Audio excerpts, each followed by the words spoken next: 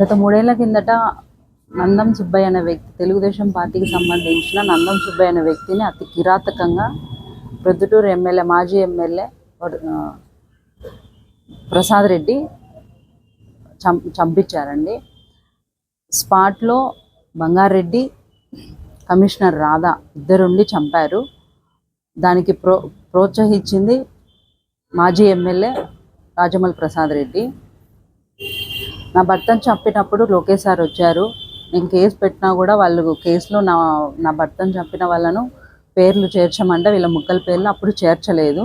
Lokesh sir వచ్చి ధర్నా చేశాక చేరుస్తామని చెప్పారు, కానీ ఇంతవరకు చేర్చలేదు. నేను హైకోర్టులో కూడా కేసు వేశాము.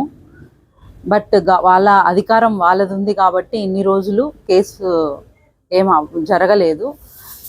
కానీ ఇప్పుడు తెలుగుదేశం పార్టీ అధికారంలోకి వచ్చింది కాబట్టి వారం క్రిందట ప్రవీణ్ అన్నని అడిగింటే ప్రవీణ్ అన్న వెళ్ళి సిఐడి ఎంక్వైరీకి ఇవ్వమని అడిగారు. సార్ లోకేష్ సార్ మమ్మల్ని కూడా రమ్మన్నారు. 10 days నేను మా ఫ్యామిలీ, మా నందం సుబ్బయ్య ఫ్యామిలీ అందరం వెళ్ళి సార్ని కలిసి, సీఎం సార్ని, చంద్రబాబు నాయుడు సార్ని, లోకేష్ సార్ని, హోమ్ మినిస్టర్ని ముగ్గురిని కలిసి ఎంక్వైరీ చేయమని అడుగుతామండి.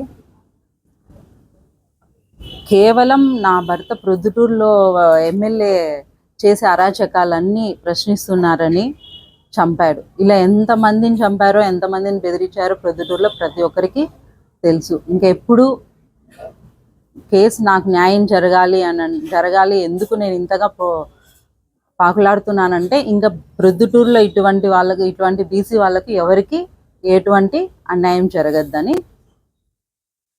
నేను ఎంక్వైరీ ఇవ్వాలని అనుకుంటున్నాను.